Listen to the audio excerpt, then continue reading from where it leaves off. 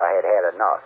Well, you drove out there into the middle of nowhere and had some sort of loud verbal display challenging ET in general out in the middle of nowhere? That's what I was doing. I actually had a pistol in my hand at the time. I was really ticked off. When I was having this fit, I was waving the gun in the air, okay, and I had this fit. And at this moment, I said, okay.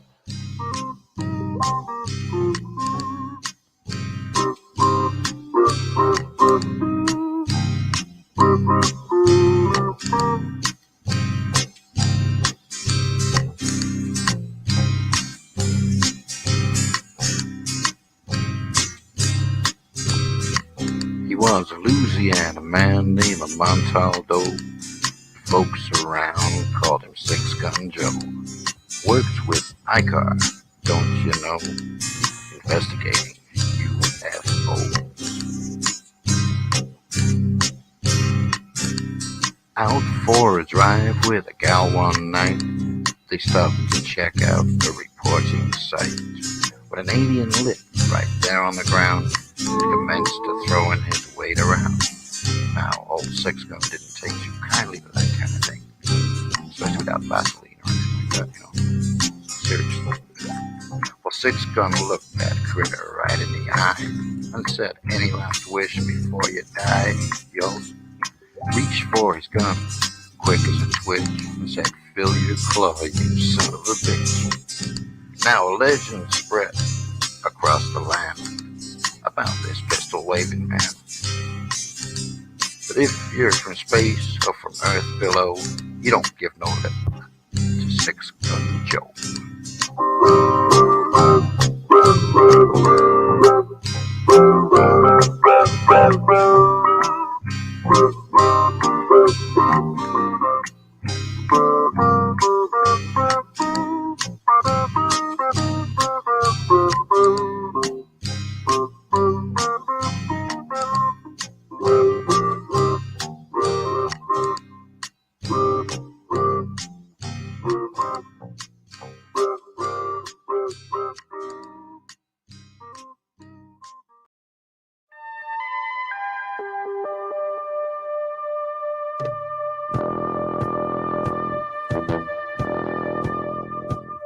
Tune in to UFO Undercover, Wednesdays at 8 p.m. Eastern, with your host, Joe Montaldo, right here on the Paranormal Radio Network.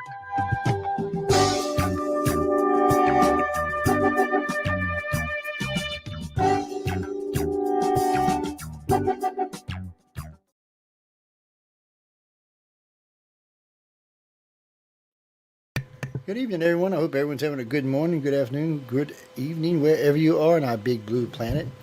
You know, guys, I say it every week. There's nowhere else I want to be on Wednesday night, but right here with everybody. I hope y'all all doing good. And I hope everybody's really enjoying. It's called Fat Elbow Itis got in the way there. I really am hoping everybody's enjoying their New Year's and New Year's Day. And for all my friends out there who's got a lot of stuff going on in the next week, I hope all of y'all's things come well for you and go well for you and do well for you. I got some friends out there that are families are having surgeries, and some friends of ours on the network also families having surgery. So I'm keeping all y'all in my prayers and hoping everybody is successful and everything goes the way it's supposed to. And you know, it's a busy New Year is all I can tell you. I was hoping for a nice, quiet New Year, but I guess I should be happy. The more noisy, the more money I'm making. So that's always a good thing in itself. But a lot going on today. We're going to be talking to you about UAPs and why the government decide all of a sudden, look, we have UAPs. Yeah, okay. I'm not sure exactly what we're supposed to think about it. I've seen that comment. Anyway. Well, stop. Okay, UAP versus a UFO. It's the same damn thing. It's an unidentified. Stop. Oh man, y'all are just insane tonight. It's just stop. I want to be laughing all night. Well, I call them yaps. Well, according to the government, they're unidentified aerial phenomena, and of course, we call them unidentified flying objects. Yes. Well, what's the difference? Nothing. One's just unidentified aerial phenomena, one's unidentified flying object. It's the same thing. Well, no, I guess somebody in the government thought this sounded better, but didn't they ever think with the acronym YAP? Yeah. I'm not sure. They just wanted to get away from the UFO world for Congress and the media and all that stuff because UFOs taken a negative connotation over the years. Well, they associate crazy people with UFOs. It's always been funny to me because the alien abduction people don't catch as much flack as the UFO people do. I don't know why or how come they just don't. But unidentified aerial phenomena to me is just a joke. It doesn't mean anything different. I got a lot of friends in the Navy, and this has been something they've been tracking for a long time. This isn't new. This isn't something all of a sudden, oh my God, Congress knows about. Oh shit, that's not true. That's not what went on here. Congress has been knowing about it for a while. This was for you, the people, to see this. Yes, because they need some money for something, or they want to come out with something. But well, according to the government, none of this is alien. Remember that. The government's already said that UAPs are not extraterrestrial. They're Russian or Chinese. Let me tell you something. If the Russian and Chinese have that kind of technology, we should have already surrendered because they'll whip our ass outright. I mean, sometimes you just got to wonder about the government's. Well, the government thinks you're ignorant. Yes. Billy, Michael, Jeannie, Colin, all y'all, they think you ignorant. That's what the government thinks. You ignorant. You ignorant. They just passed $1.7 trillion bill. Y'all didn't say anything. So they know y'all ignorant. Okay. Yes, I'm using connotation ignorant. Yes, ignorant, but still the same thing. Yes, it's like YAP versus UFO. It still means the same thing. Unidentified flying object, unidentified aerial phenomena. Ooh. Well, aerial phenomena is kind of stupid because it is a flying object. It is moving through the atmosphere. Unidentified aerial phenomena could be anything. It could be a damn orange globe just hanging there. It's okay. I got a lot of friends in the government. I got a lot of friends in the military. I got a really high security clearance, and I'll tell you something. The government don't know squat about squat when it comes to aerial phenomena or UFOs or anything else. So, we can go way back to find yaps. Unidentified aerial phenomena. Oh, what is that called? The Foo Fighters back in the 40s. Now, here's something, the technology we still can't produce today. Granted, we can come a little closer than we used to because we have drones now that can flip around and do stuff, but they still can't move at the speeds that these craft did, or in the size of these craft were moving at these speeds. Oh, we have big drones too, but they can't do these fancy dancing around big. Well, you forget how big these bombers were. The bombers were big, and these things would come in about the size of a fighter jet and just do flips around them, taxi, hang above them, hang below them, sit there for a second and zip off and zip back. According to the pilots, they were traveling at speeds excess of Mach 15 at least. One pilot described it was so strange because you'd see it take off and you were expecting to see sonic booms, but there'd be nothing. And then all of a sudden it would be back. It would completely disappear out of the sky and then be back. And then sometimes other flight groups would see it, or sometimes the enemies would see it and think it was ours. And a couple of times these things have engaged while the enemies and the allies were fighting. And everybody was confused because they weren't engaging anybody. They were just kind of hanging out. But that's what they are, unidentified aerial phenomena, which means squat. That's not telling you anything. That's telling you, again, what is my favorite word tonight? Ignorant. Yes, ignorant. That's what you are, ignorant. Again, you passed a $1.7 trillion bill, have no idea what's in it. You're pretty ignorant. Did no one ever stop to think, whatever side you may be on? 1.7. The country's $30 trillion in debt in 1.7. And none of this had anything to do with UAPs. There was no money in there for UAPs. There was all kind of stupid money in there for all kind of stupid projects. But there was no money in there for the investigation of UAPs. Why is that? And why is the Navy taking the lead on this? Where's the Air Force at? Mm-hmm. Well, it's weird. Most space stuff will be Navy related. It's hard to explain. Okay. The Navy has all the oceans, monitors all the oceans on the planet. The Air Force are given individual bases and areas to cover, but they're not like the Navy. They don't have aircraft carriers and stuff like that. They're usually stuck in one place. So when we go into deep space, they want to use Navy ranks and Navy signets and stuff like that because it's more, to them, space is just another big ocean, just a big ocean of stars. So that's why you hear so many of the Navy things coming up when you're talking about going into deep space and stuff. No, that's not Air Force. That's DARPA. No, DARPA is not Air Force. Department of Defense. And no, they're not the Air Force. They have their whole separate division. So the Navy has its own division for space. The Air Force has its own division for space. DARPA has its own division for space. And then, of course, there's Trump's Space Command that he put up while he was in office that Joe Biden decided to keep, and is doing quite well from what I understand. So in the United States, we have 4 different branches. Oh, and then there's NASA, so we have 5 different branches dealing with space. And you know what's funny about it? Elon Musk kicks all their asses. I mean, Elon Musk is. Do you realize he launched 10 times as many ships last year as all the great worlds combined? Oh no! So if you add United States, China, Russia, and India, who are all launching spaceships last year, they launched 10 times as many. And wait, they brought them back safely and landed them, and recovered them and reused them. We're not using any of that stuff. Mm-mm. NASA's always been a joke. So if NASA would have did Elon Musk program, it would have been a 20-year program. Elon did it in less than a decade. NASA would have took 2 decades. I mean, look how long it took to the Apollo program was roughly about 15 years. You mean the shuttle program? Technically, it was a decade, but really and truly, when you look at it and see where it actually started, it's about 15 years too. But Elon Musk is not like that. He's much sharper in space, and he's not just doing his own rockets and putting other things in space. He's putting his own satellites in space. He's watching the world. He's watching the Russians. He's watching the Ukrainians. He's watching the Chinese. He's watching the Americans. Don't forget what he told Russia. When Russia said it might launch a nuke to the United States, he said he would knock it down. Oh, that's Elon Musk said it would knock it down. And then Putin got all big with himself and said, well, we'll just launch more. He said, I'm pretty sure I can produce more satellites than you can produce missiles. He said, I've already got more satellites in space than you have missiles. And he said, I can produce many, many more and knock anything you shoot towards us down. He means it too. So technically, the U.S. is trying to build a missile defense shield around the country. Here comes a guy. Wait a minute. Now remember, he's not an American. He's the wealthiest African American in the world. That's true. He is.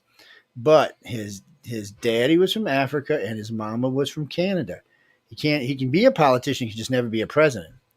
Oh, yes. So Elon Musk is not an American, but yet here he is taking up for America and setting us up to where we can't be attacked by nuclear weapons. That's pretty good of the guy.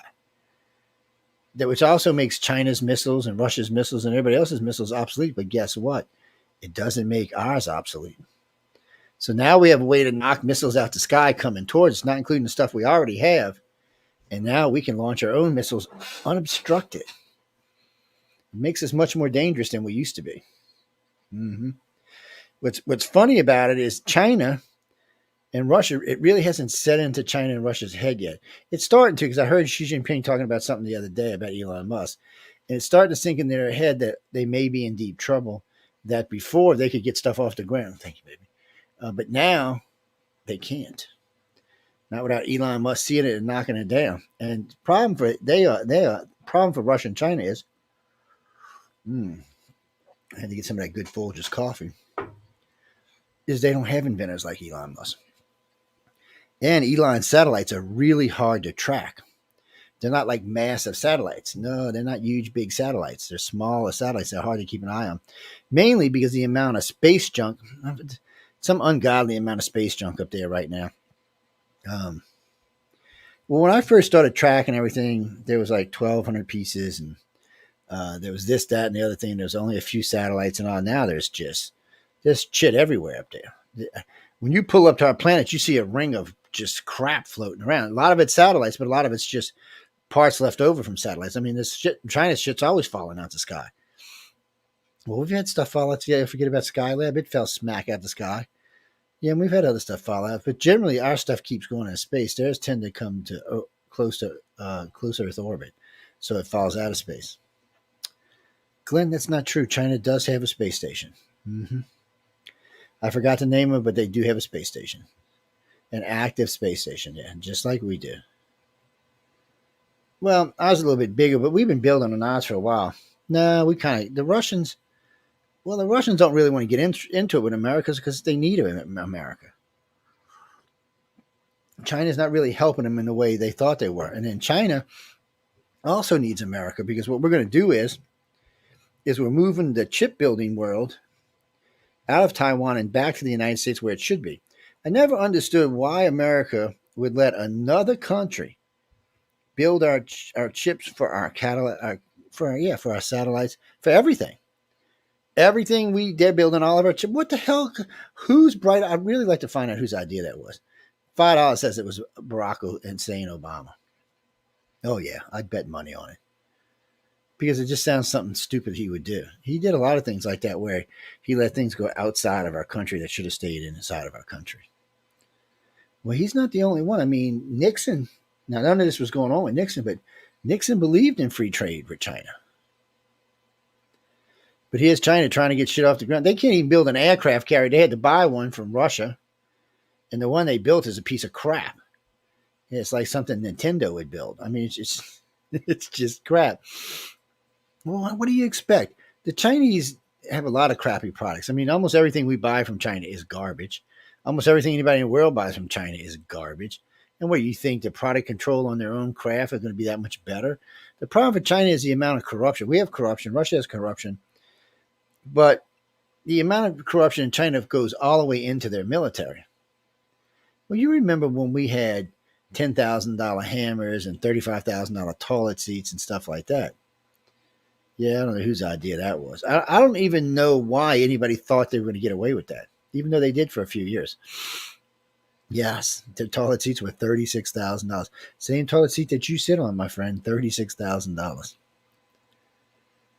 But all of this time, there was unidentified flying objects flying around, or unidentified aerial phenomena flying around. We didn't care then.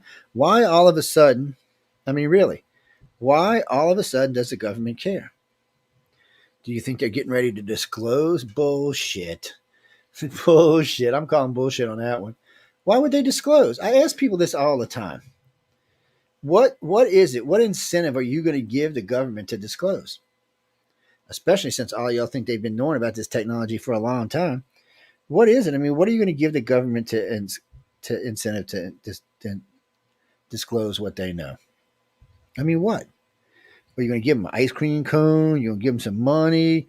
What is it that makes you think that the United States government is going to tell you the truth about anything extraterrestrial?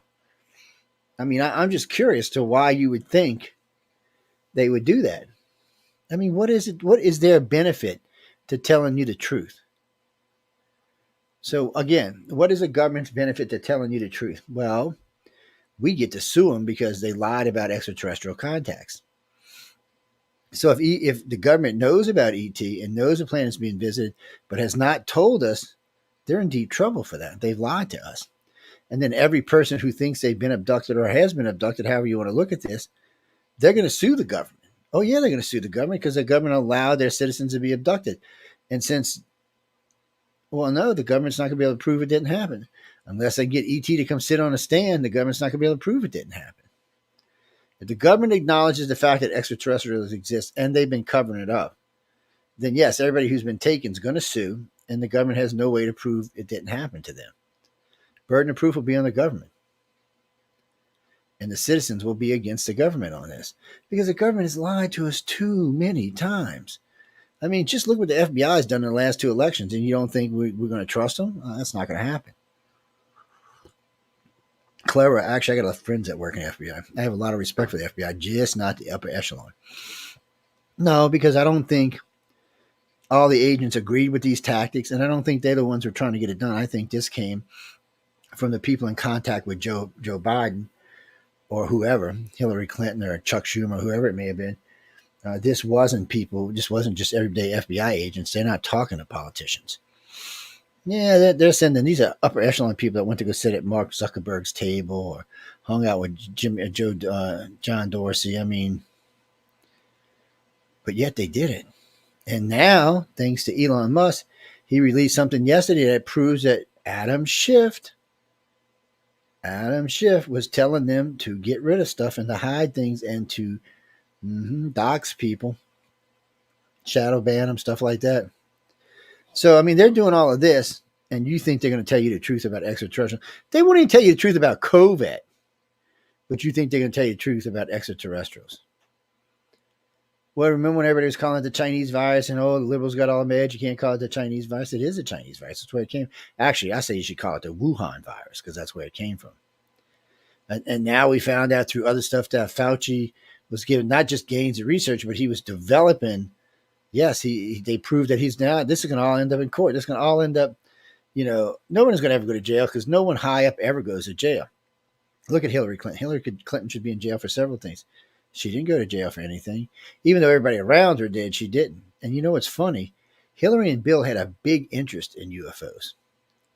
A big interest in it. And they talked to many people way up to try to get this, to try to get information on it. And finally, they were warned. I don't know which branch, probably the NSA, warned them that they did not need to know. I don't think the CIA runs Area 51. Well, the CIA is, people get confused sometimes. Okay. NSA is National Security Agency. That's for the United States, just like the FBI is. The CIA is for abroad. It's for things going on outside the USA. Secret Service is the president's own private security. And there's other agencies like that, like Homeland Security and a few others besides those. And they all have their purposes they serve. But the CIA is not an inbound organization. It's an outbound organization. I'm not saying it doesn't have secret bases. It probably got them here and everywhere else. But again, they're not in charge of what's going on inside the USA.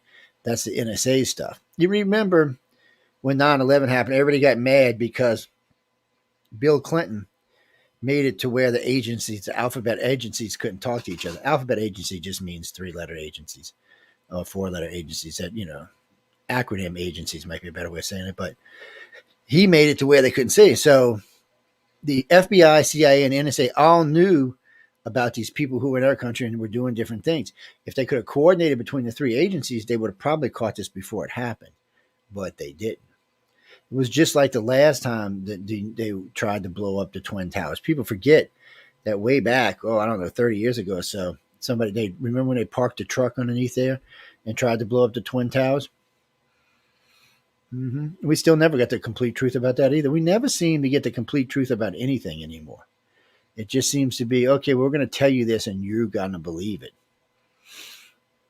I'm not sure when Americans became so ignorant, Over the years, it seems like the country's become really ignorant. What bothers me more than that is how much the average American lets the media tell them what to think. Oh, yeah, man. I don't care what media branch you watch. They're ones telling you what to think. I have so many of my friends will quote NBC or CBS or ABC or One American News or Fox. Really? So you can't go out and look at your own research? I mean, there's independent reporters all over the country, and they're all posting stuff daily. And you can use that and go against whatever you see on national television or here on radio. You mean, who are you talking about? Oh, Sean Hannity. Sean Hannity will be the first one to tell you this. I've noticed when Joe in the Morning's asked, or when Rachel was asked, or what's Blondie, with the rich mama. When he was asked, they never said that they always said, well, they're reporters. Okay.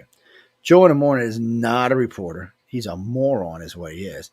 He's not a journalist of any kind. He is a host. So Sean Hannity was the first one to step up and say, I'm not a journalist. I'm a host. Because that's what he is. He's a radio show host, actually a television show host as well. So he's bringing these people on to try to get to the truth, but he is a host. He's not a journalist. There isn't any real news anymore. That's why the UFO thing has such a hard time getting out. Nowadays, it's more of like opinions than real news. Yeah, unless you catch a breaking story at the moment, that's actually when it's news. After that, it just becomes one big opinion. It doesn't matter what it is. It could be Sandy Hook. It could be anything out there that's going on. It becomes opinions about it. Even like the Sandy Hook, we knew a lot of the hardcore facts. I go to different stations and hear completely different stories that were, especially in the first couple of weeks. Oh my God, it was ridiculous how bad the stories were. And it's not just them; it's all kind of other places. Well, what's his name when he went in the movie theater in Denver, Colorado, and shot it up? Well, the guy who went to Vegas shot it up. All the stories were different. Oh yeah, the Vegas thing. Oh, he had 10,000. He had 10,000 pounds of ammunition. That's what NBC said. Really? How does moron get this into the hotel? How did he get it up the elevator, for that matter? I mean, it's just moronic shit they say.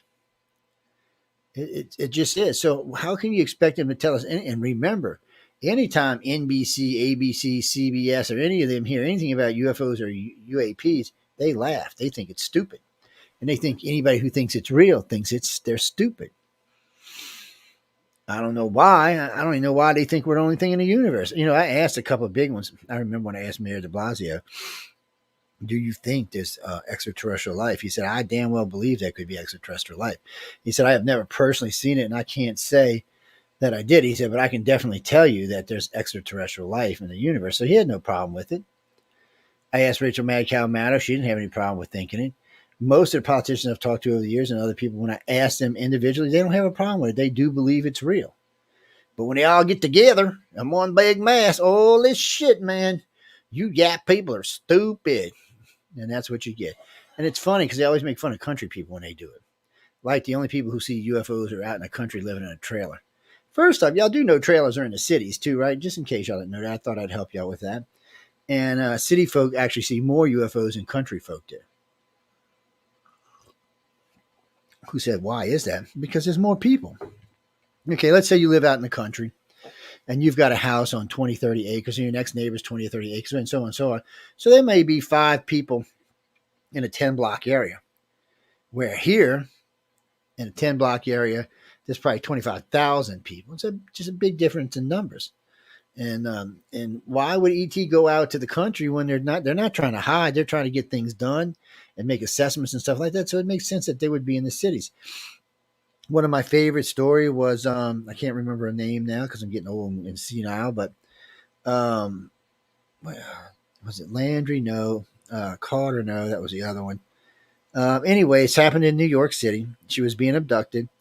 The U.S. ambassador to the UN and his 2 security guards witnessed this happening. So they were getting out of their car in front of a New York building, and he looked up, and as he looked up, he seen this woman floating from her window into the UFO, which was a saucer. He saw it, and then both the security guys saw it. The security guys ended up kind of messed up. One of them never got back in security again. He just retired after that. He just couldn't believe what he saw. He just kind of flipped out. The other one wanted to talk about it, but he was told that he couldn't. And I never heard anything else about the ambassador after that. They made public statements and then it just went away. It just got whitewashed. Now, these are high witnesses. I mean, this is an ambassador from the UN to whatever country he was. These are big time witnesses. I've had lots of policemen see him. I've had lawyers and politicians see him. But we don't care about them, just like we don't care about the guy in the tractor or the guy driving the truck or the policeman doing the beat. We don't care who saw what. So we've got people in Arizona seeing the same people in New York did, who were seeing the same thing in Florida and the same thing in Cali. And then we jump over to Europe and we find out they're seeing the same thing. Like the Black Triangles. The Black Triangles originally started in Belgium, of all places. And they were big and they were being seen on a regular basis, just floating over cities, hanging out. The UN, on 2 different occasions, the United Nations and NATO scrambled F-16s. Well, Billy, I think that's all they had back then was F-16. We didn't have F-22s or F-35s, I can tell you that. So anyway, they scrambled these F-16s. The first group came up to it. I still remember the pilot. He says, it's huge. It's as big as a city. He said, do you want me to engage? And you hear like a whisper in the background saying, no, don't engage, don't engage, don't engage. And then he said, well, it's getting close. What do you want us to do? He said, back off, back off. So the F-16s made a bank. And for a minute, according to the witnesses on the ground, the F-16s were held in stasis for a second. He said there was a beam of light, a whitish blue beam of light came out of the ship and held all there was 6 of them, all 6 F-16s, the squadron just held it there. And then it released it. Now, the pilots remember the beam of light, but do not remember being held in stasis. They thought they were still moving, but they got a video of it on ground where the crafts are just not moving.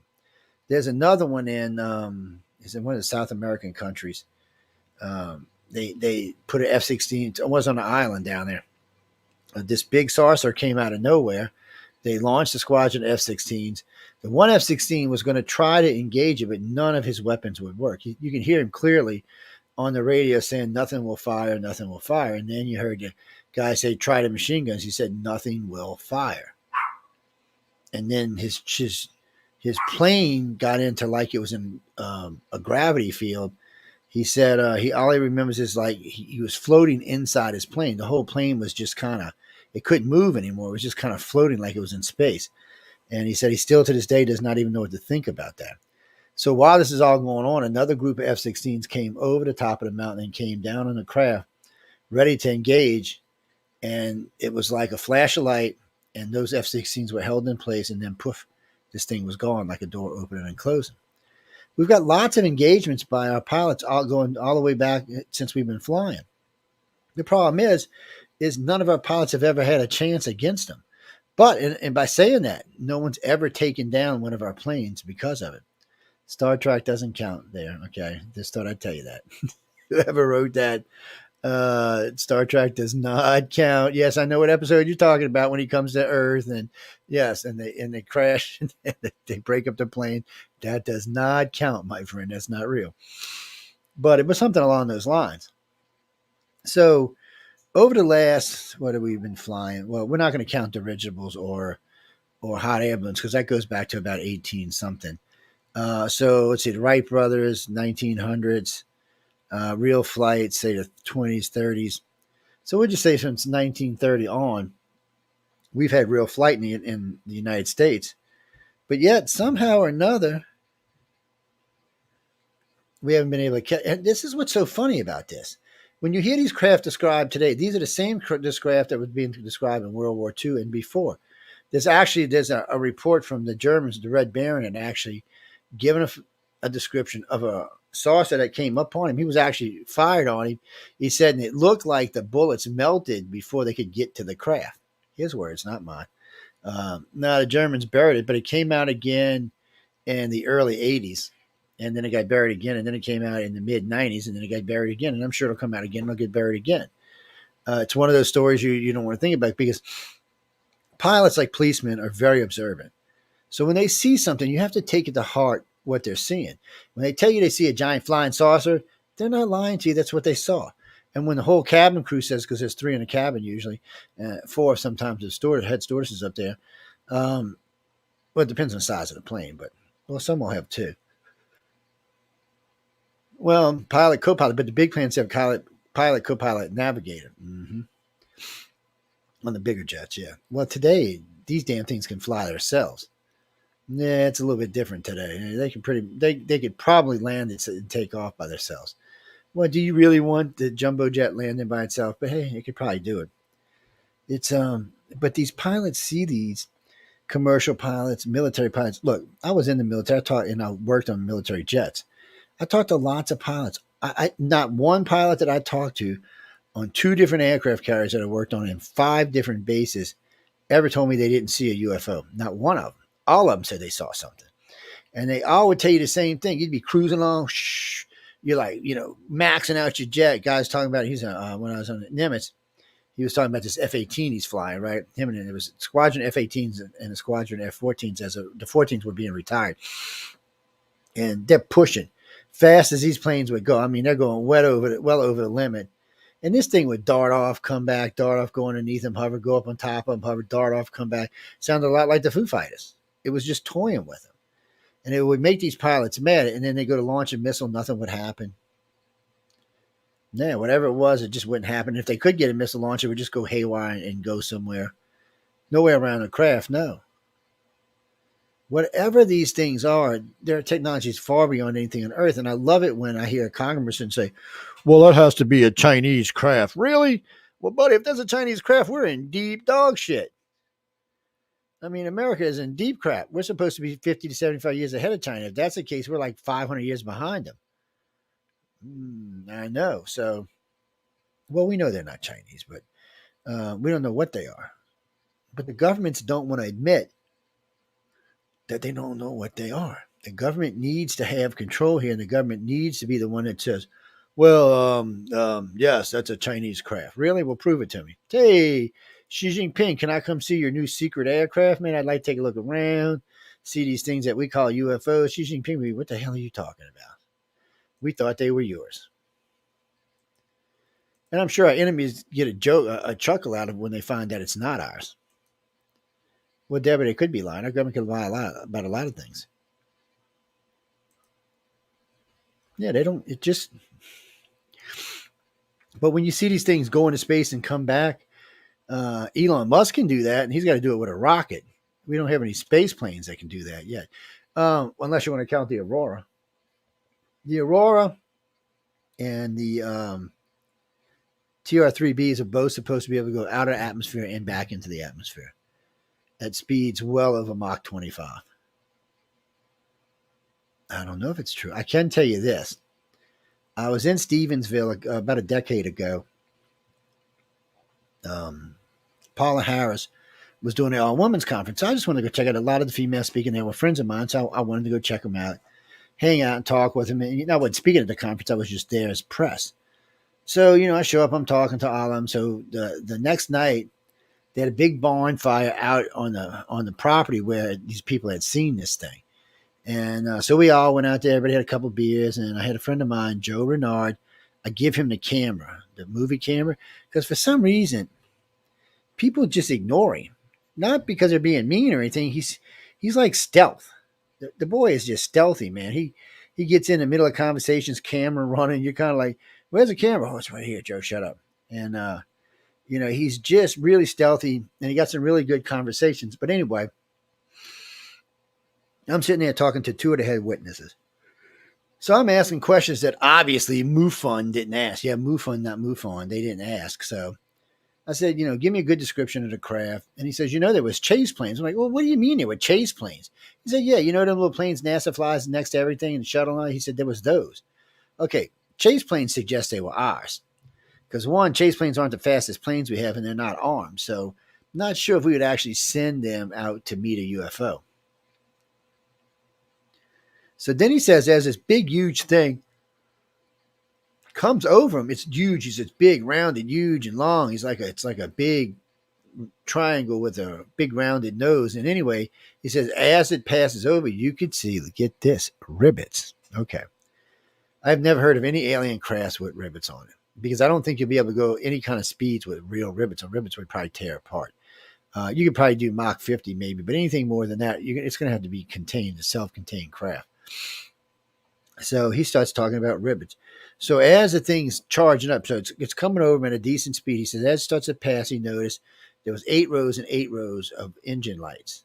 He said, no, engines are back. So there was 16 of these things. He said they were glowing red. And he says you could hear this weird noise, and they started getting to this white color, and poof, the damn thing was gone. Not that you could still see it, but it was streaking off. Okay, we've heard about these before. It's not the first time we've heard about these ram scoop. And these, they got a gravity type drive, a magnetic type drive, ram scoop drives. There's a couple of them out there. And we had heard about these over the years, and we heard about these engines. So when I heard about the engine, I knew it was ours. Okay, when I heard about the rivets, I knew it was ours too. So I called a friend of mine over at Boeing in California. She's in charge of security for the scientists. And yes, I can't give you a name, but I can tell you a little about her because we both have really high security clearances. So I call her up. I said, here, I want to play some tape back to you. So I'm playing it to her, and she's just listening. It's probably 9 or 10 o'clock my time. It's probably 8 o'clock her time. She's listening to him. She goes, well, I know what that is. He said, that's one of our flights. She said, it's the Aurora. She said, hold on. When did this happen? I told her when it happened. She comes back. Yeah. She said it was flying out. It was over, going in between the nuclear power plant, and I forgot what else. She said out by George Bush's ranch. She said, there was a squadron of F-16s at night, and they never went to go check it out. So I checked into it. There was a flight of F-16s. A large squadron that could have been detoured there because this thing was headed towards George Bush's ranch, Junior, sorry. And it was headed towards his ranch. But for some reason, they did not send the F-16s there. Well, I guess not because it was our craft out testing. And when you trace it back, she told me, she said, trace it back to California. And you'll find out it only flew over no-fly zones. Everywhere this thing had been seen was a no-fly zone. Well, where we were at in Stevensville, there's a no-fly zone because there's a nuclear power plant there. It's dual reactor nuclear power plant there. So it's a no-fly zone there. Yeah, most nuclear power plants within usually 50 to 75 miles, it's a no-fly zone. Sometimes it's more than that, depending on what kind of plant it is. But when you track back, it flew over Area 51. It flew over several bases. It flew over Los Alamos. These are all places it's a no-fly zone. So it's the same places the X-117s were being seen when they were being built. And then these TR-3Bs are also being seen in these areas. So that's why when I talked to Senator McDonald at the time, and he asked me about it, I said, no, they're ours, and you can tell because of where they're being seen. Because aliens aren't going to necessarily really care if it's a no-fly zone or not, unless they're looking at something particular. They don't care. We've seen them everywhere. Non-fly zones, fly zones. It doesn't really seem to matter to them. They seem to go wherever the hell they want to. I know. So, unidentified aerial phenomena is just a joke, just like UFO is. And trying to say that it's not alien without actually getting your hands on one sounds ignorant. Again, America, you're letting people make you look ignorant because you're not doing anything about it. You don't really, they don't really care. I mean, you don't personally care. You're like, well, it's no big deal. Government said it ain't ours. Why should we worry about it? Well, anytime the government says it ain't ours, you should double up worry about it. Well, because one, if it's not ours, then it means it's Russian or Chinese. And do you really want to think of the Russians or the Chinese having that kind of technology? I mean, come on, really? I don't want to think about that. I definitely don't want to think about that. It's just something I don't want to think about. I don't want to think about the Russians and Chinese having technology that much more advanced than ours are. My point exactly. Well, I don't, it's just one of them things. I don't want to think that a government actually has that kind of technology. Our government, fine. The other governments, not so much. I don't want to think about another government having technologies like that. That just scares the bejesus out of me. Oh, hold on. I'll do it. Hold on.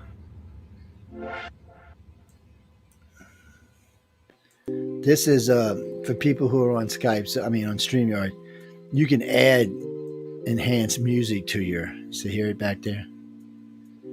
Yes.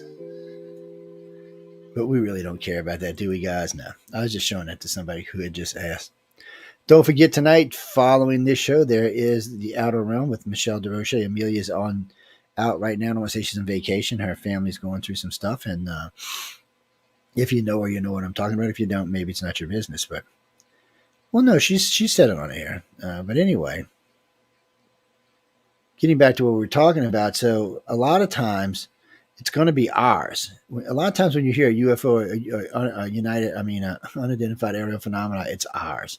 It's not the aliens. It's not the Russians. It's not the Chinese. It's us. I don't know if y'all remember Case. What is it? Case Landry. I think that's what it was. Anyway, there was a family in Texas, and they were driving down a highway when this massive UFO thing with flames and shit coming out all over the sides of it and stuff come right over the car, and following it was a whole bunch of helicopters and jets. Would suggest it was something we were testing. Well, a couple of things happened. One, it melted the asphalt as it went by, blew out the tires. One of the women got severe cancer. They all had radiation burns. Yes, but it wasn't an alien. It was ours. Well, I've heard about people being underneath UFOs and never get cancer or get any kind of burns. Every now and then we have seen people get moon burns from a UFO, from getting too close to it. Which would probably suggest that the drive was on. Mm-hmm. I don't know about all of that. It's well, a lot of stuff is just going to be ours because we need. See, using it as a UFO is a good thing.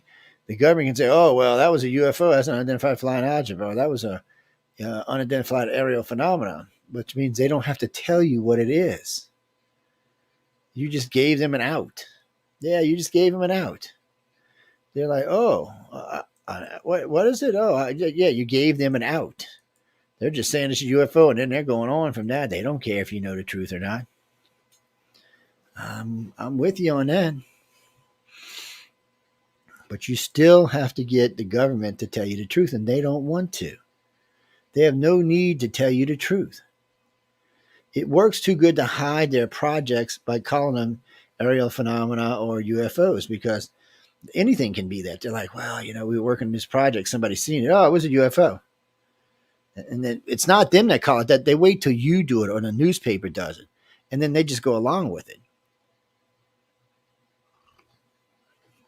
I don't make the rules, friends. But the government's not stupid. It's like, well, we're going to take a little short break in a second. But when we come back to break, we're going to talk about counter mutilations and how the two are kind of alike, how the government uses these things to do projects that you would think they make us think is alien or UFO, but these projects are really the government's projects.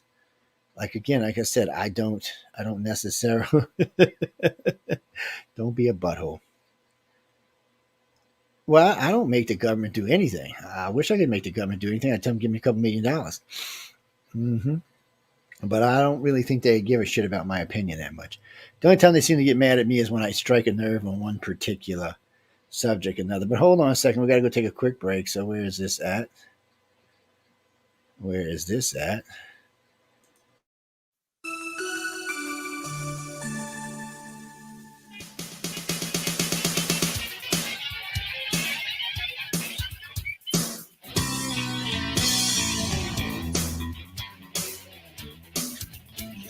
Show yourself. Oh, please show yourself. You come to me in the night. You take me for the starry ride. You study me, you dissect me. You never show the truth to me. Are you little men from the stars? Why won't you show yourself to me? Let me keep my memories of you. Visit me and corner me, and you'll touch me, and then you cage me. You leave me with these metal scars, you little men from the stars. Why won't you show yourself to me? Let me keep my memories of you.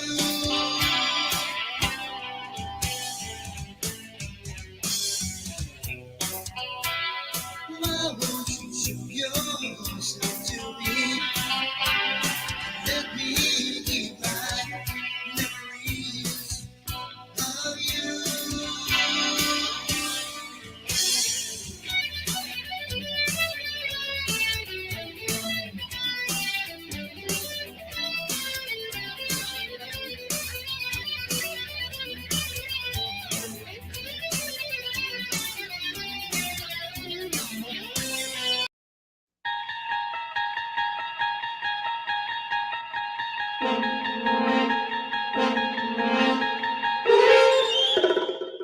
You're listening to UFO Undercover with your host, Joe Montaldo, right here on the Paranormal Radio Network.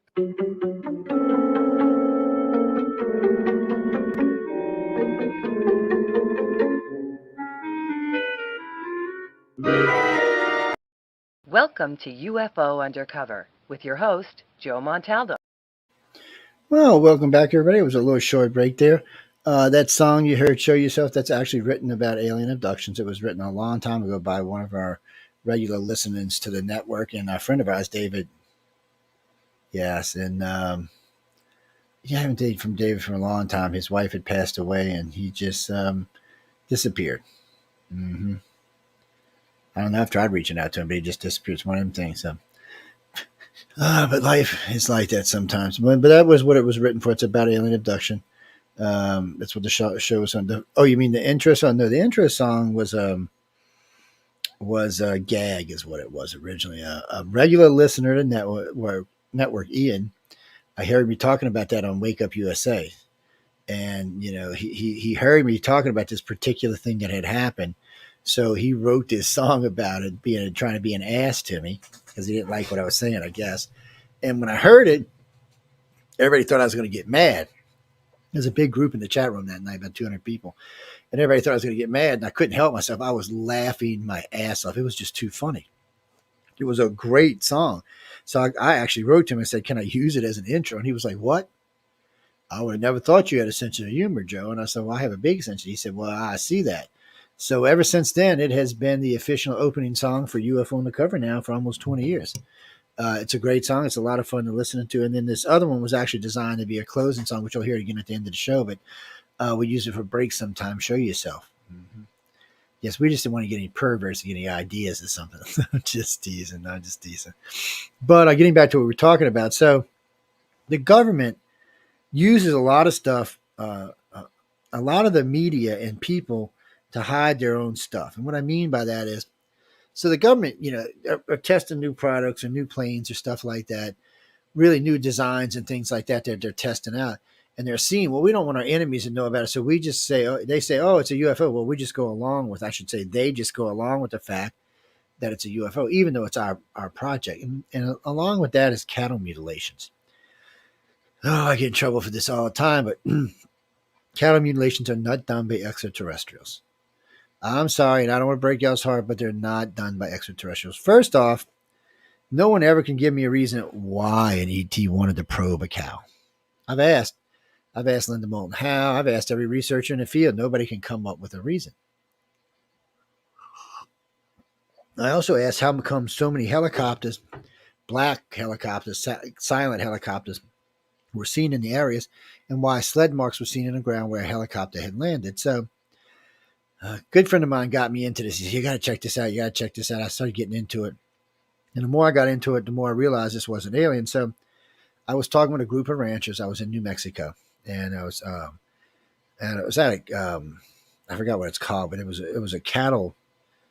I forgot what the hell they called it. But anyway, it was a big group of people, a bunch of ranchers there. And while I was asked, I asked for 15 minutes on the stage, and I had asked, have any of y'all experienced cattle mutilations? About 24 ranchers in this place did. I said, can I speak with y'all after the show? And they're like, sure.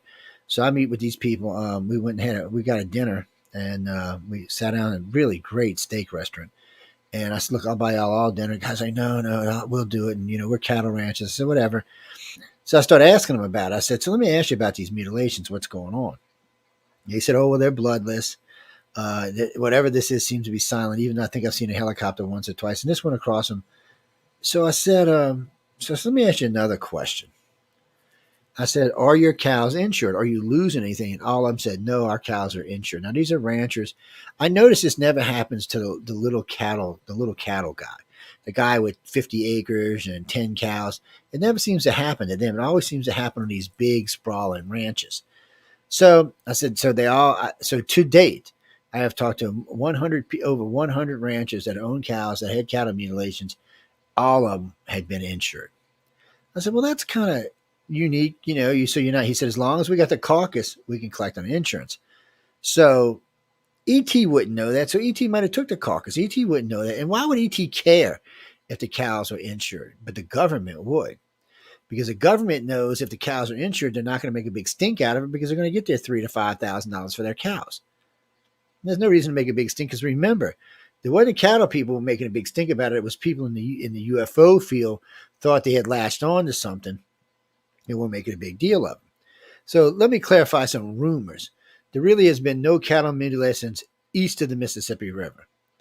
Yeah, they said 1, 2, or 3, but there's a lot of cows east of the Mississippi River, but there's been no major mutilations. The only one we found was in Brazil, out the country. We found out later on that it was a general faking it. He actually hid the cows in a water tower so he could take them out and collect his money on them from time to time. Oh, yeah. It's a real story. You don't have to take my word for it. So he was found out to be a liar.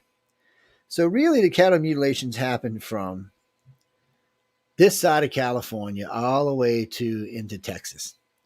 Well, I did find out something interesting about these areas where these cattle ranchers live. Okay. They were nuclear bombs tested nearby. Within 100 miles of every cattle mutilation, there had been at least one or more nuclear weapons tested. Oh, yeah, this is a fact. You don't have to take my word for it. I actually did a map on it, the whole 9 yards. So I got to thinking, I went and talked to a couple of doctors that I knew, and I said, let me ask you a question. I said, if a cow was exposed to radiation, where would it show up first? So he got a diagram of a cow, and then he took it and he circled all the places that it would be.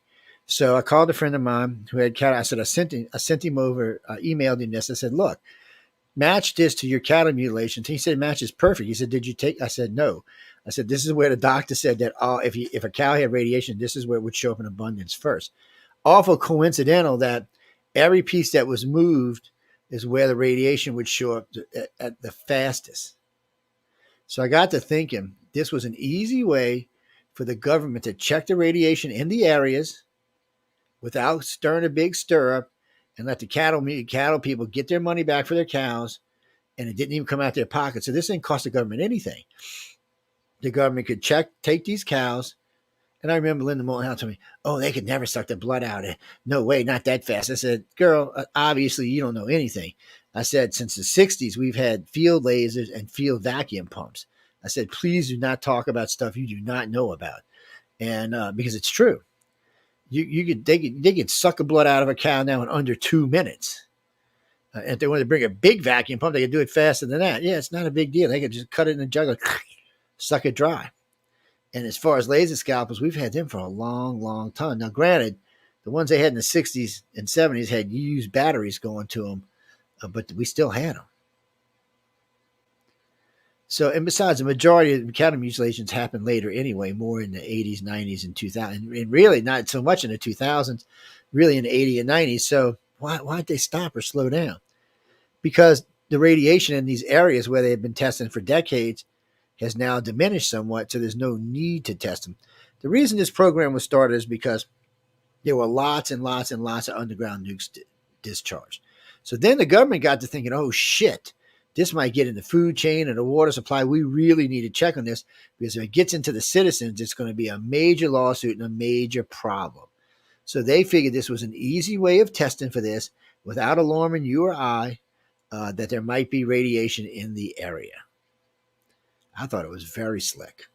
So I remember the first show I introduced this on, I could not get it through the whole show. The show kept going down every 8 minutes. It would just blink, and it would come back up. Blink, it would go back down. And I was talking to my producer. He's like, I don't know what the hell's going on. People were calling in, getting thrown off the lines. It was crazy. It was a crazy night. And then the guy I used to call Fred comes on the line and said, we're not going to let you talk about it, Joe. So we had a guy, until recently, anytime we had an inbound line or we were doing radio, we had a little red light that would come on that would let us know there was an open line going through the system. Yeah, an open line, which means somebody was listening. So through all the Wake Up USA shows and more than half of the UFO Undercover shows, this was going on. So after a while, I would just start saying, hey, I know you're listening. You can ask Alfred Weber. He was on one night. I'm like, I know you're listening. I said, we got some questions for you. The guy came on and started talking to us. And nobody could backtrace him because he wasn't in our system. It was very weird. So anyway, the guy called Freddie comes on at night and said, we're not going to let you talk about this. Not right now anyway. So I kept talking. And probably after about a decade, they kind of eased off and let me talk about it. But it was the same thing with the alien agenda. I got my life threatened. I got not just my life, I got my freaking to be truthful about this, they never threatened my life. They threatened my wife's life and my kid's life and my grandkid's life and my son's life and all kind of stuff. The thing was, I still remember this guy. He said, you're on road all the time. It'd be nothing for an 18-wheeler just to run y'all off a bridge down there in Louisiana, Mississippi, Alabama. He said, we know where you go. And to make his point, because he came out to a job site to talk to me, and this was witnessed by 20 other people. They came out to a job site to make a point. And while they were there, they told me where my wife was, what she was wearing, and what she was doing. She was actually at a doctor's visit. And he told me where my son was, what school he was, what he was wearing, and what he was having for lunch at the moment we were talking. Yeah, that's pretty scary shit, man. That's letting you know that they know exactly what's going on in your life, and taking you out won't be anything. So I was just kind of like, well, and then, and I had Alfred Weber on. We were talking alien agenda, and man, not only was our systems going down, both our systems, but everyone listening to the show that night were calling in and saying, our internet keeps going down. How the hell is that even possible? And this was in the late 90s. early 2000s. I mean, that technology is something that may exist today. I don't know how they were doing it, but they were seriously taking down everybody's internet that was listening to the show that night. Then there was nights like that, and then there were other nights where, you know, other weird stuff went on. But and then I started this thing. What question do you have for us, Mr. Government? I'm not kidding y'all. I said, I know you're listening tonight. I can see the little red light. You're listening. What do you want to know? What do you want to talk about? What do you want to talk about? So then they would start coming on the air and asking us questions. Oh, it was insane. Those episodes, some of them are available, some of them are not. Jeffrey won't let me have. He only gave me half of them, the ones I recorded. The other half he still owns, and I asked him to sell them to me, and he won't. He won't even talk to me, really. But yeah, life's a beach, and then you gotta get sand in your crack. But that's how it happens sometimes. But what I mean by this is, you know, when you take the Stevensville case and you take you take the cattle mutilations, these are things that our government was doing and using the disguise of aliens to do them. Oh, I'm sure. Oh, I remember Linda Moulton Howard cussing me one night. She's like, "Oh, they can't. They got this sack around the heart, and there's no way the government can just take that and remove it." Really? How do you know that? Have you ever seen the government do it or not? Don't try to say that because some dumb doctor you hired for $5 an hour told you it's possible. Because when I checked into it, doctor said it was no big deal to remove the heart with the sack around it. Oh yeah, so I was kind of like, "Oh really?" And they're like, "Yeah, I don't know who told you that." So just take a laser right here where it connects to this part and just tase it, and you got it. And I was like, "What?" So after hearing that, I was kind of like, "Well, whoever just sent me that, believe it or not, I'm one of the few ufologists who actually uses real research, real scientists, real doctors. Over the years, I've used many of them. Just like with the blood type study, I've actually done more work with at least 25 different hematologists over the blood type study. I started out with 3 of them, and since then, I do any chance I get. You have to remember, ICAR's not like MUFON. We're privately funded. And when we get into certain projects, people donate a decent amount of money or help take over the projects because they might be involved in this area in science or this area in science and want to get involved in it because they're hearing things that they can't hear anywhere else. And it's things to them that are making sense that the government or MUFON don't want to talk about. MUFON didn't even talk about alien abductions until we got into it. Walt Anderson, I remember when he left MUFON and joined ICAR, he did it on Wake Up USA, and we were talking about it. And it was because when it came to alien abductions, they didn't want to talk about it. Look, they wouldn't even speak to me for a year because of an incident that happened to Linda and I that was probably millabbed. And they wouldn't even talk to us about it. Yet they were scared of it. And then all of a sudden, I think it was in the early 2000s, they started the STAR program with no researchers at all. Nobody I know has a researcher asked from a hole in the ground. No one. They don't even have near the cases we did. We took all their original cases, so I know they ain't got done, and there's no way they've even gotten 5,000 or 6,000 cases since then. We're sitting in the freaking 87, 90,000 range now. It's just a difference because one of the things I learned as we got involved more and more in this, more and more researchers and assistants started getting in the States, but that's not where we found so many of them. So when the Brazilian organization joined, they joined with 5,500 cases already under their belt. When the Madrid, or I think it was actually more like 7,500. When the Madrid organization joined, they were about 6,500. We had 3 different groups in India join with more than 20,000 cases. And we had already done, I think, 10 by that time ourselves. So you're already at 40,000, and that was like in 2008 or something. Actually, wasn't even that, it's 2006. Since then, worldwide, we're dumping cases left and right because we're a true worldwide organization. Just in India, I think we have 11 or 12 directors now. We have directors in China, even though it's a little harder there. Well, they're restricted to some of the stuff they can send us. China probably wants to know what it is. Would they offer me a job? If I'd moved to China, they probably would. And learn Mandarin. I only know a couple of words in Mandarin, and 2 of them you can't even say in polite company. Some of them you can. I've been learning things like hello, and I was watching the other day on TikTok the girl, F you, she was saying the whole word, and then she would say underneath it how to say it. I was like, well, look at this, I just learned a new word. Not really a good word, but still. Hey, I can't help it. Chinese curse too. I just thought it was funny. It's but the point being, guys, is The YAP stuff is so they can cover up stuff. They're trying to tell you, oh, look, we're going to investigate aerial phenomena, man. Yeah, unidentified aerial phenomena. Look, we're showing you TikTok video. TikTok video of what? It's actually tic-tac video, but still tac video. But of what? Some glowing weird thing flying in front. What the hell is that? You don't know what it is. What you expect us to know about it? And just because it's unidentified by some pilot doesn't mean the government didn't know what it was. You got to remember, not all pilots have the security clearance to know what they've seen. They may have seen something that was ours and not had any. Well, we've built UFO-shaped stuff. I should say saucer-shaped stuff. So as the Germans, so as the Russians, so as the Chinese. Quite a few countries have built UFO-shaped stuff because it's a great design if you can get it to work. Well, building a spacecraft that can traverse deep space. Okay, first off, there's not going to be any rivets. You'll have to be molded out of one piece. Yes, maybe you'd have to heat it up, but because it has to be able to resist things like micrometeorites at the speed of light or faster.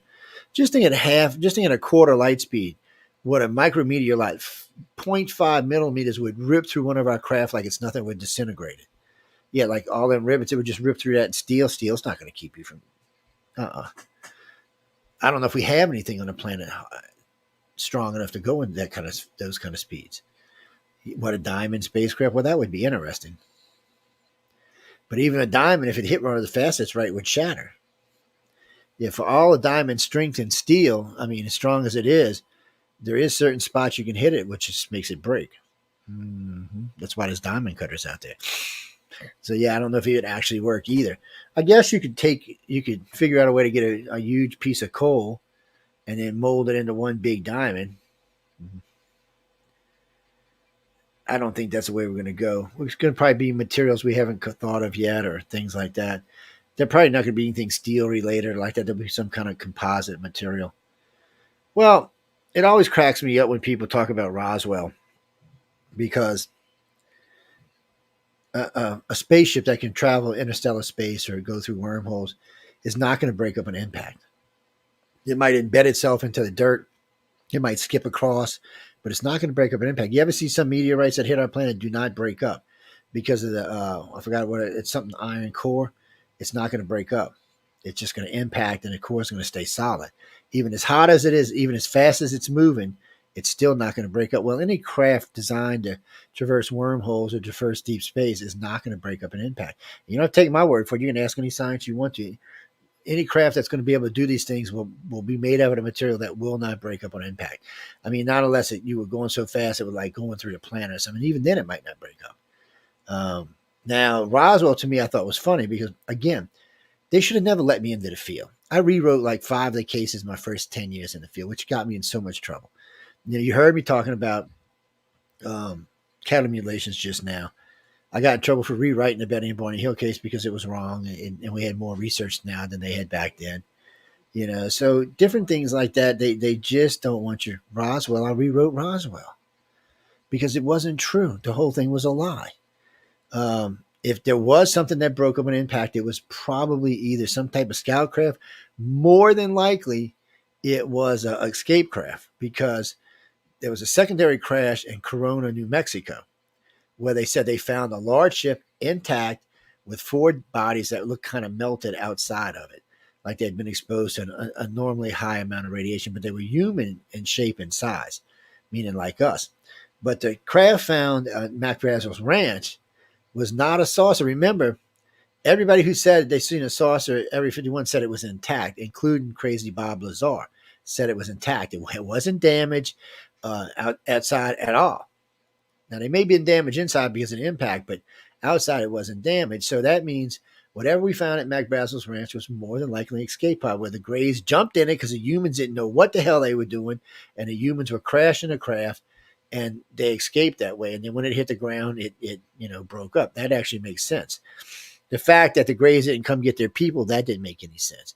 The Greys at any time could remove their people and their craft without any of the alien could remove their craft and people without any resistance from us whatsoever.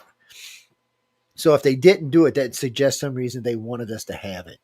So this is what I find interesting. The big crafts we've never been able to learn anything from. However they work or drive, we've got to understand that we don't know how to fly them. We can't fly them. We don't have the psychic abilities to fly a gray craft. And the reptilians and humans craft are still just above our understanding.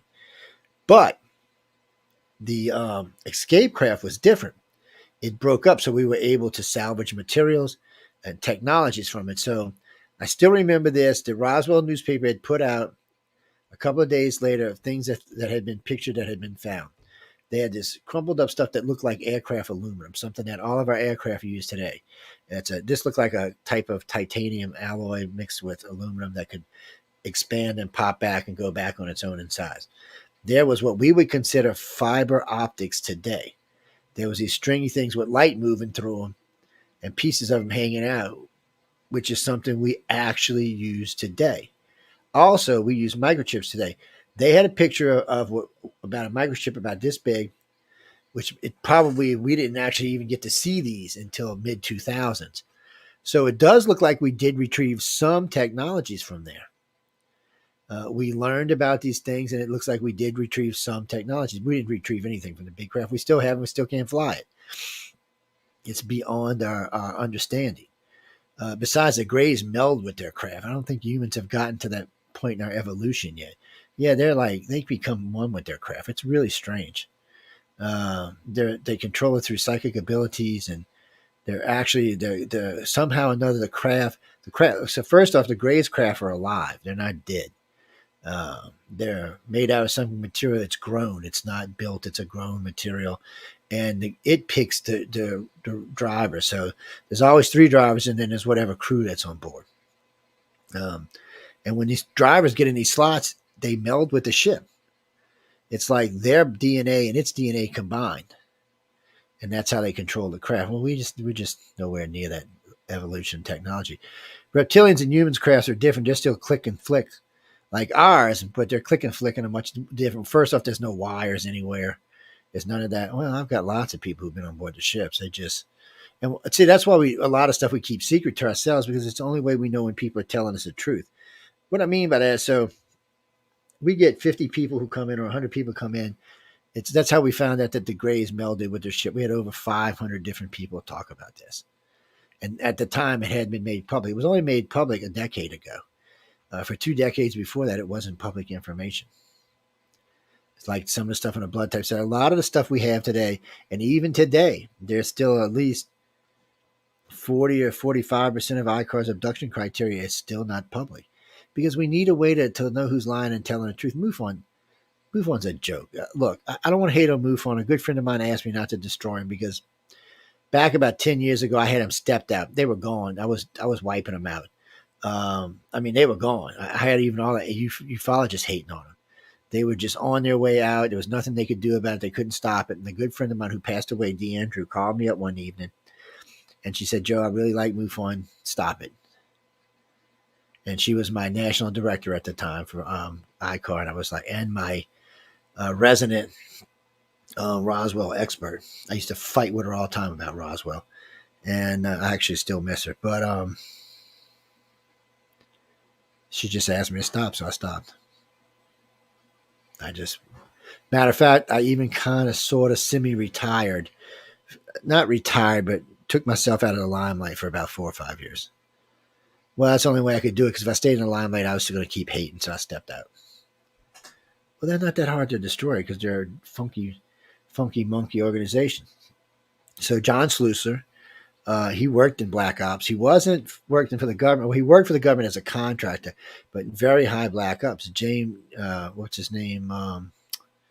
The other 2 that followed directly behind him, one was a code translator for the government's high Black Ops, and the other one was Black Ops. So he had 3 Black Ops people running MUFON. And I don't know the new guy. I haven't done any research into him. I didn't see any need to research into him. So MUFON has been infiltrated, and it still is infiltrated because some of them guys still work there. Yeah, they've been infiltrated. They're never going to become anything that's going to tell us the truth. And like I told Stephen Bissett, if you want to get to the truth, it's not lights in the sky, my friend. It's contact on the ground. And that's the truth of it. Chasing lights in the sky will never get you the truth, but talking to contactees will, as long as they're real ones. What do you mean? Do I disagree with Stephen? Well, just on that one fact, I love Stephen. Stephen helped me get in the field in a major way, so he will always have a special spot in my heart, I guess you could say. But oh yeah, he spoke at a couple of X conferences, worked press at a couple of X conferences. He did the best conference of any conference I've ever gone to. The X conferences was so above anything else. He expected you to dress nice, look nice, speak nice, have your shit together. You know, he was doing it at the Washington Press Club where the big press was coming. He wasn't playing. He wanted the truth. But you can't get to it chasing lights in the sky. That's not going to get it to you. Chasing lights in the sky will give you a headache. It's a lot of fun, but it'll give you a headache. Only three people can give you the truth. The aliens, the contactees, and any government agency that may have been in contact with the aliens or the contactees. Remember, as far as the aliens are concerned, disclosures already happened. They don't care about the rest of y'all. They only care about the contactees and abduction group, which is however big it is, that's the group they care about. They've disclosed to them, and that's who they're worried about. The rest of y'all are cannon fodder, to say the best. They don't really care about the rest of the humans on this planet. For whatever reason, either y'all don't carry the gene or you're not, they're just not worried about y'all. Maybe it's because we let the planet get so crappy, they just figure we deserve whatever's coming, except for the abductees, contactees. Yeah, except for them. The rest of them, they don't care there. Mark, don't get mad at me. I'm not an alien. If I was, I'd be a trillionaire. I'd make Elon Musk look like he was standing still. Elon might be an alien. $200 billion. How can you lose $200 billion and still be the second richest man in the world? I mean, Jesus. Who's first? I think Jeff is first now. Bezos. I'd have to go check, to be honest. I'm not sure. I haven't looked in a couple of weeks. Elon? I got a man crush on Elon. Elon is a sexy beast, man. What are you talking about? I wish he could be president. But he can't. Highest he can ever go is he can't even be Speaker of the House. Because Speaker of the House is third in control if something happens to the president and vice president. Yeah, he can't even be Speaker of the House. But he could be a senator or a congressman all day long. He don't want to be. He's trying to help. He is like a couple of other people. He wants the truth out.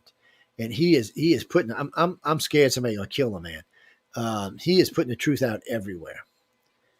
And he needed to be out because Twitter and Facebook had lost their minds. I mean, they were just, and the FBI had lost their minds. They were just left and right, sanctioning people, shadow banning people that needed to come out.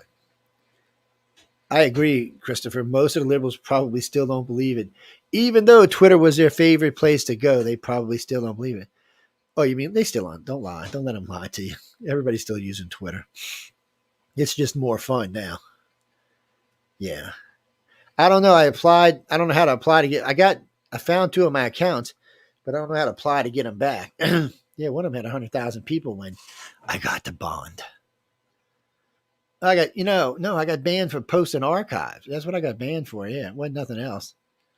But, a lot of our archives contain stuff that was probably irritating anybody on Twitter. Yeah, who cares? But getting back to what we're talking about, there are several cases when I came in the field I rewrote because, and I don't want to say I had a lot of help from different members in ICAR. When I'd get a hair at my ass, I'd go have an ICAR meeting, a director's meeting, and say, look, I'm working on this. I need help. And I'd get 2 dozen directors and say, okay, let's get this rolling.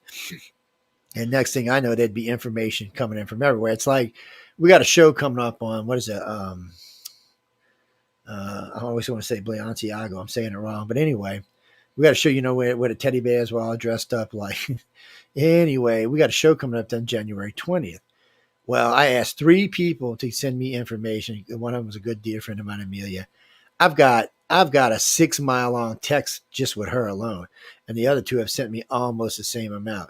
So when I tell you we do research, we do research. We don't play around. We don't bullshit around. We're looking for the truth. I didn't get into this because I wanted to make money. Jesus Christ. You know how much this has cost me in money? I could actually be, I hate to even say this. I'm lucky I'm not divorced. I could actually be retired. Just what I spent getting ICAR up and running and getting the United Public Radio up and running, or UFO Paranormal Radio, I could have retired. The first year of the radio station, I spent $250,000. Oh, yeah. And then quite a bit after that. Well, I call it Katrina money because we were making big money at the time. But The problem being is between the two organizations, I have literally spent a lot of money, way more than enough for me to be retired right now. I'm 59 years old. I could be retired sitting on my ass doing nothing, just having bank accounts with money in them. Yes, it's in a way it's stupidity to me, but I have learned so much. There's so many things that I know now that I didn't know. It's actually, Reed, we're going to get ready. We're getting ready to open. Oh, by the way, let me say that right now. I think it's January 7th. January 7th, 8th, or 9th, our new Roku channel will be coming up. Yes, we will be on TV now on Roku. Now, let me tell you what, the station's looking, matter of fact, too, our daytime slots in the station have opened up now. Some of them are free, some of them cost, but we have lots of space now. Michelle DeRoche is in charge. She's the station manager. Also, the Roku will be with a fee. It's going to either be $50 or $75 a person, or show, but it'll be well worth it. We've learned a lot. Plus, we'll be able to do pay for view, pay for listen with particular shows where we're doing a lot of research. So there actually will be places in there for people to have a chance to make money and actually get the research done. Look, I have no problem with people making a little profit while we're doing research, but I want the truth. I didn't spend almost 40 years of my life in this not to be looking for the truth. Okay, I could have done anything. I could have used this. I could have just invested this money and be sitting really pretty right now. It's just, I want the truth, and I will keep spending this amount of money as long as I have it to get to the truth. Well, I'm getting older now, and it's hard to make the kind of money I do. But I'm looking for the truth, and I'm willing to share most of it. I can't share all of it because, like I said earlier, if I share all of it, I'll never know who's lying to me and who's telling me the truth. We've already shared more than 55% of our abduction criteria, which no one else has ever done that. And what's funny about this is how much of my research that's moved by MUFON and Free and all the rest of these organizations, but they don't give us credit for it. You got to wonder. Look, people, we don't mind you using it. That's what it's out there for. But at least I'd say thank you, Icar. You ain't even got to say thank you, Joe. I know I'm arrogant and egotistical. I can piss people off. But at least, there's a lot of people that have worked on this over the years. Give them credit. That's all I'm asking. You don't have to give me credit, but at least give them credit. It's but anyway, this we're going to start doing before we're going to start bringing guests back on the network, probably sometime mid-February. But before then, I want to get a couple of shows done. I really want to get into the Betty and Barney Hill stuff real deep, so y'all understand why I say what I say and why I rewrote the case. Oh, you mean Kathleen Waldron? She hates me. We got into a public debate and she lost big time. Oh yeah, debates. The matter of fact, if y'all want to see this debate between her and I, it's all in text. It's on the International for Community Alien Research sites, icar1.com. It's there for you to read. See, I'm not like them. They didn't want to make it public. I did. I wanted the whole thing public. I like, look, I don't believe that we the people are stupid. I believe that we the people are intelligent and we can make smart decisions. And by putting this kind of information out for everybody to see it, it helps them to understand that, yes, you don't have to keep a lie. So in the Bill Hills case, it was wrong. The abduction did not happen in the United States. It happened in Canada. What happened in the United States was a military abduction. And I went through it. I went through all of Simon's tapes. I went through all of Betty Hill's tapes. This was a black gentleman who was working as a post office who knew colonels in the Air Force. He had a colonel living with him. And on top of that, he knew two other colonels. Colonels is right below a brigadier general. That's how close they are to being a general. Colonels are the ones that get to run bases and stuff like that. Navy has captains. Captains, we Navies don't have colonels, so their captains are the same as a colonel. But this is important stuff that people were just overlooking. The fact that he had always been in and out of mental problems since he was a young kid. That this was something that was going on his entire life. This wasn't something that was going on in Betty's entire life, but it was something that was going on in Barney's entire life. And these people took an interest in him at a young age. He was even invited to the White House. Why? Because he was one of the first interracial couples? Bullshit. You better come up with a better reason than that. And that's another thing. Being an interracial couple in the 60s and early 70s and didn't get any background flack for it? What is going on here? There was a lot of stuff that went on that nobody wants to talk about. But in their case, Neither one of them can tell you where the hotel they spent the night at was, what the name of it was, the name of the restaurant they ate at that morning. And later that day, when they asked for directions, one described the guy as a black cop and one described him as a white Irishman. How in the hell can you get them to stay? I mean, there's no way you can even do. I mean, that's no way. That's two people in the same car looking at the same person giving two entirely different. No, I'm sorry. Betty described him as a white Irishman. Yeah, she said very white skin, red hair, and Barney described him as a black cop. That's the guy they stopped and asked directions for. But yet, a little earlier, they couldn't even tell you the name of the restaurant. And get this, when they checked out the hotel, they had breakfast across the street. They both admitted they could see the sign of the restaurant, but they could not remember the name of the hotel, even though they were looking at it, or the restaurant. Unless you're on drugs, I don't know why your memory would be that bad. I just don't know why it would be that bad. Oh no, Ancient Aliens don't like me because I've been on Ancient Alien 3 times, and Coast. No, I've been on Coast 4 or 5 times, but it's well, I'm too information pointed. Yes, it's too much for. How did he tell me? It's too much for the average person to understand. That's what I was told. Yeah, I'm not going to tell you about who because I do like some of the people I met over there. But the production company was great. Prometheus, well, they were great. They were great. I met them in DC, New York, and LA. They were great. It was a different crew each time, but they were great. Oh no, I had a great time with them. Mm-hmm. And they were a lot of fun, and they did a good job. But it's hard because DC. That was the last interview. I got to stay in a suite. Was fabulous. The bathroom of this suite was bigger than my house. I'm not shitting y'all. The bathroom in this suite was right. You could see Obama's bedroom from where I was staying. I'm not kidding y'all. And I was at the Mandarin Hotel, and the White House was right up the street. They got a penthouse suite. It was great.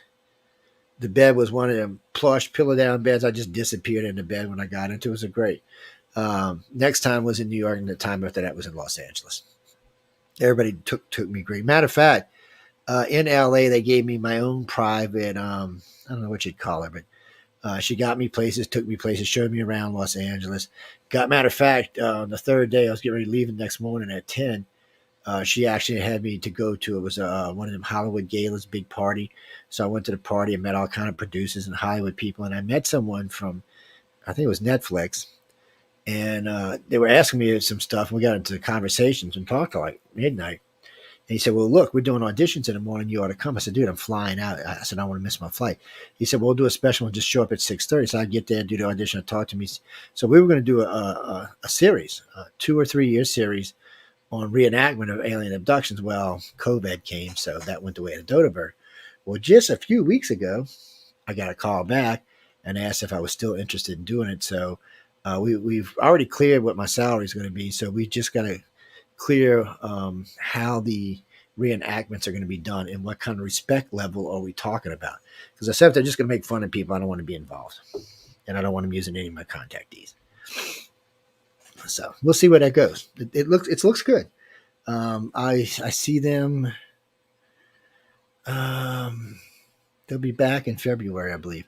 Well, I was going to fly out there, but they've been doing shoots with me down here in different areas. So I think they'll be back down here. They want to do a shoot in Honey Island. So, and then I'll be out in LA in April, the end of April, for Writers of the Future. Yeah. So if y'all want to catch me out there, I'm out there for a whole week. I'm chasing around winners of Writers of the Future contests, but I do have free time. Yes. So anybody's out there, and I'm always looking to talk to content. Here's another one for you. Just tells you how weird my life is. So the Friday night, the last time we went, I ran into Chris, who's from Australia.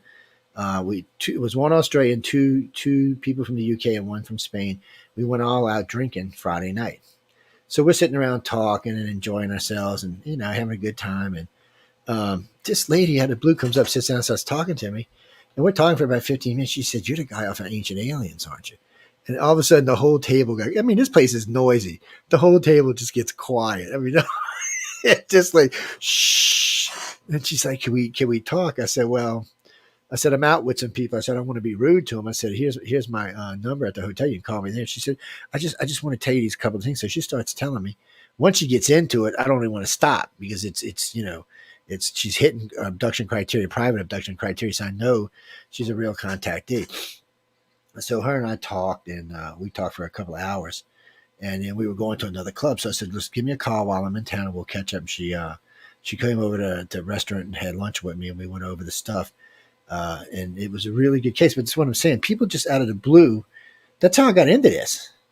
Because for like 3 years, when I was in the Navy and when I first came home, I had people, just doctors, lawyers, politicians, people that I knew from growing up, who all of a sudden were telling me about their abductions. And I hadn't got into the field yet. Well, when I was in the Navy, every pilot I met had had some kind of experience. Every pilot I met. Male, female, in between, it didn't matter. It was like, and I'm like, why are you telling me this? How do you know I might not go out, print this in a story and make me some money? Well, I remember my family's been tangled into stuff on and off for a long time. And I remember there was a senator over at our house having lunch. I'm not going to say who it was, but my dad, just before he passed. And he just starts talking about, seeing these weird lights in the sky and having things approach him. And, he's talked about it. My dad's looking at him like he's crazy. I'm fascinated, but I wasn't old enough. So later on, I wanted to get in contact when I got older, and I tried to find him, but he had passed away. And man, I'm telling you, it was just one person after. And even today, I'm not kidding you. Even today, I have been sitting in places. We're having lunch at one of the casinos the other day, and this happens several times. We're having lunch, and this girl keeps staring at me. My wife's like, "Is that like some young girlfriend you used to have? Is it your current girlfriend? Just picking." I'm like, "I don't know who that is." And she came over and she brought our drinks. And I said, "Baby, why you keep staring at me?" She said, "Well, I don't want to interrupt your lunch." And I said, "Well, just tell me what it is." She said, "I've been taken by aliens." I'm like, "What?" She said, "Well, I know you're the guy. I've seen you on the radio before, and I've heard you on the radio before." And I said, "I recognize your voice." I'm like, "Really?" I was like, "Okay." And she went into this story. I was like, "Damn." So I gave her my personal number to give me a call. She's actually an ICAR director now. But it's just weird. I remember I was a supervisor for a convenience chain. I was actually a training manager is what I was. And I'd be standing there in line bitching out one of my managers. And out of the blue, somebody just come up and start telling me about their experience.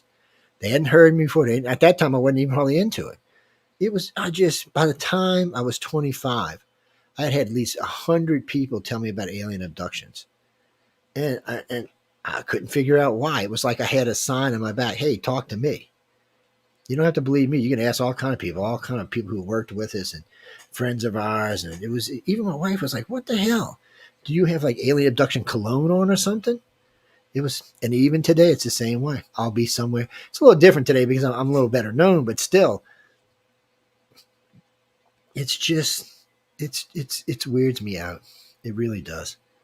A couple of weeks ago, we were at Beau Rivage, and they have the lunchtime buffet. A lot of the military people come in, and we were sitting there having lunch, and with some friends of ours, and this Air Force guy came by. He's a pilot. And he looks down at me. He wanted to say something to me, but he just kept walking on by. And then him and this girl walked by. She said, "I've seen you on Ancient Aliens, haven't I?" I'm like, "Yes." He said, "You're the alien guy. I really need to talk to you." He said, "Not just me, several pilots need to talk to you." Now, I have never talked about this before today, but they talked about their flight going missing for 18 hours and then reappearing. They have no idea what happened to them. All they know is the flight went missing for 18 hours. It was recorded by Eglin Air Force Base. Yeah, Eglin.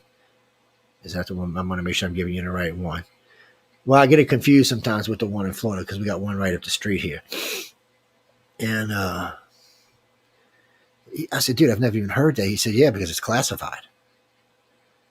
He said it never made the news or anything like that. It was classified. He said we were on a classified flight. He said, and then we were coming back when this brilliant blue light appeared above all the planes. And then I don't remember anything until I was landing at the airport. And we were all stunned that we were landing at the airport. And we were all kind of like, okay, and they get out their planes and all. And there's people everywhere, military people, officers, people with guns and shit, where, because they wanted to know where they had been. Well, when they checked the planes, they still had, they fueled the planes. When you fuel a plane, you put X amount of fuel in it. And then they still had the right amount of fuel when they landed. No excess fuel was used. And the chronometers and everything inside the plane was still set for the time it should have been. I don't know. It's not a case I've talked about a lot. So, I haven't talked about any until tonight. But that's only because I just recently was given permission by the people to talk about it. It's like the reptilians in the water at Katrina. So the first time I heard this, Katrina was just had ended. I mean, this was going on. That recovery was in the middle. It was just few days.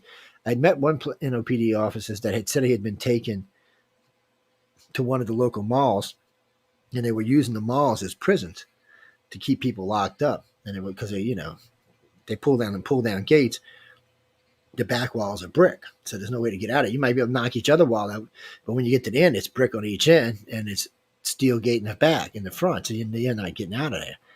So he was telling me about that when a couple of days later, I was talking about a radio on it. We were the first ones to do a live broadcast out of the city of New Orleans, but I was doing a couple of broadcasts, and I had an NOPD contact me, telling me about an experience him and his partner had. Then I had two Marines tell me. Now, these are veteran Marines. They had actually served in Desert Storm.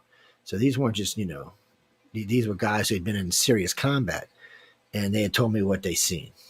So over the next year, we literally had, I think it was 11 soldiers and 9 NOPs that came forward about this experience they had in the water and on West Esplanade of all places during the Katrina. A couple of them, I still remember the Marine guys. There was 3 of them. He said, we seen this thing. And he said, I'm saying thing because it looked like it was about 9 foot tall, maybe 8 foot tall. It was big. He said, I kept thinking of Predator, like out of the movie Predator. He said, I remember slinging my M16 back over and pulling it back and holding it. And my other 2 guys, and we got up closer to the thing, and we realized that it wasn't a human. It was some type of weird reptilian looking thing. And he said, the next thing I remember, I'm walking back to the Jeep with my gun slung back over. He said, we didn't even remember till the next day what had happened to us. There was lots of cases that came out of there about this. And once it got public, we started getting more cases. But when I say 11 cases out of each, so it was 11 from the Marines, 9 from the, 11 from the military and 9 from the, PD. There wasn't just 9 or 11 people. In the Army things, it was anywhere from 3 to 4. And the police was anywhere from 2 to 3. There's a lot of witnesses that had this weird experience with a reptilian in the water on West Esplanade. That's the end of the French Quarter, by the way. The West Esplanade, I shouldn't say West Esplanade, Esplanade borders between the French Quarter and the Marigny. These are just 2 upscale neighborhoods, 2 party neighborhoods, really, that it borders to.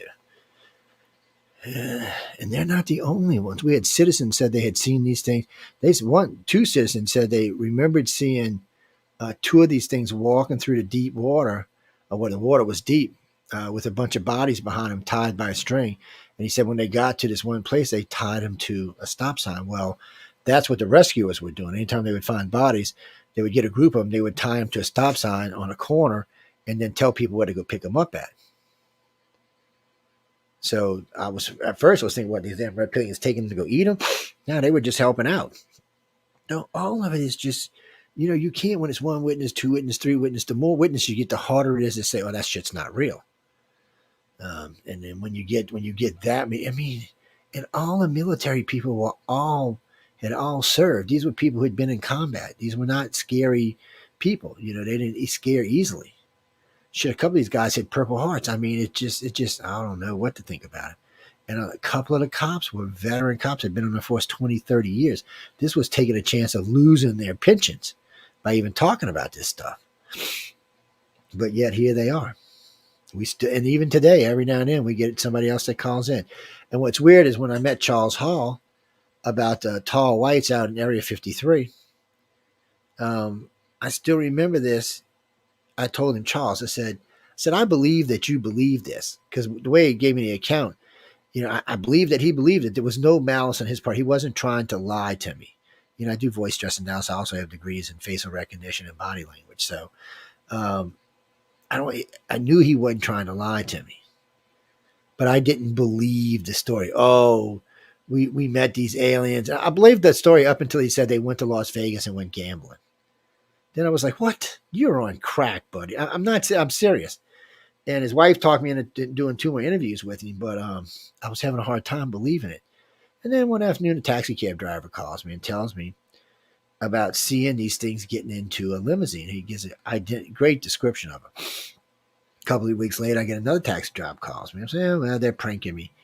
Then it was about a month later, I get a call from not one, but 2 state troopers that worked the casino where they were hanging out. He said, I was going, he said, because of some of the stuff they had on their face and their head, he said, you're not allowed to wear that kind of gear in the casino. So I was going over to tell him when somebody out of nowhere just walked up behind me and said, this isn't your concern.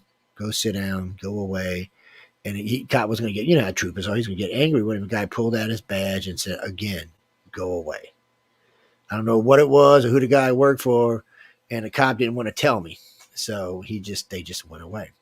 So they both called me about that. And then a couple of weeks later, we get a call from a local PD so all together, we got about 12 witnesses out of it. Does that prove it 100%? No, but it sure gives it a lot of kick.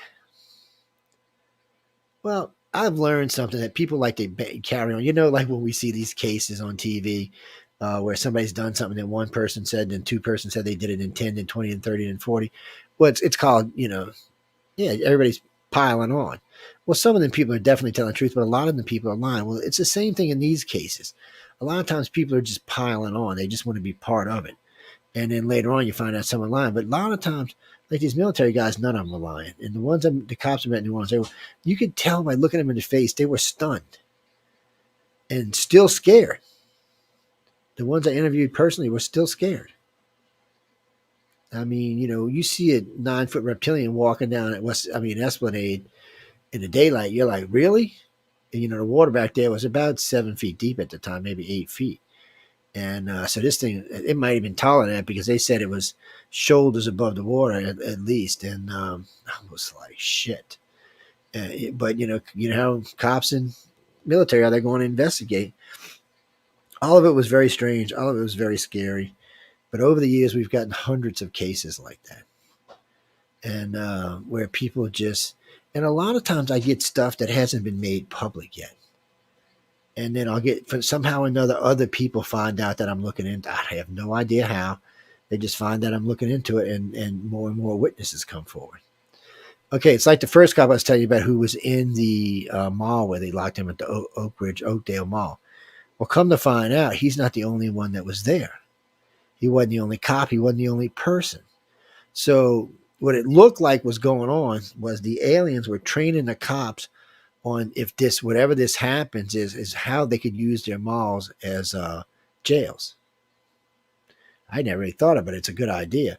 And they said they were using trains. They also were showing them how to use some type of laser stick, I guess you would call it.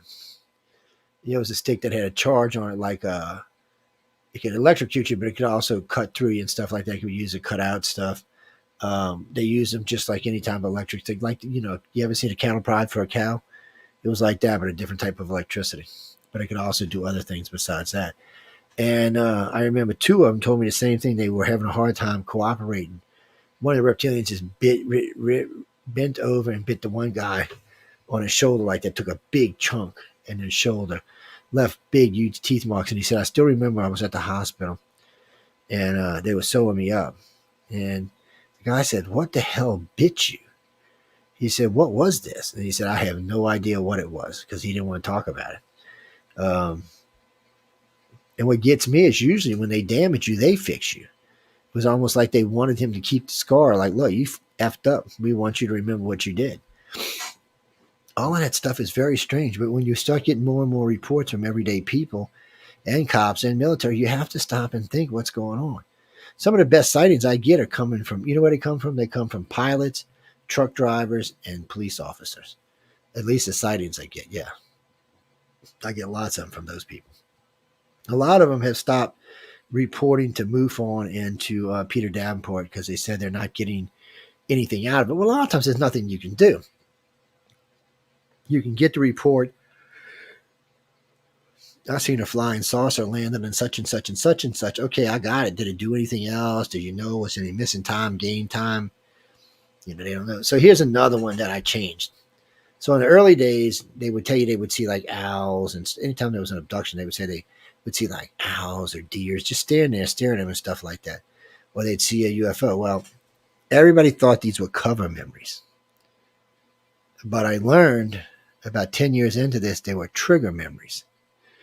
And what I mean by that is, so if you see a UFO, it's for you. It's to trigger your memory that something happened to you. And the way we know this is aliens don't have to let you see their craft. Yeah, the only time you get to see a craft is if they want you to see a craft. They do not let you have to see their craft. I mean, they're flying around all the time. There's 8 billion people on this planet, and we rarely see a UFO. So they don't have to let you see it.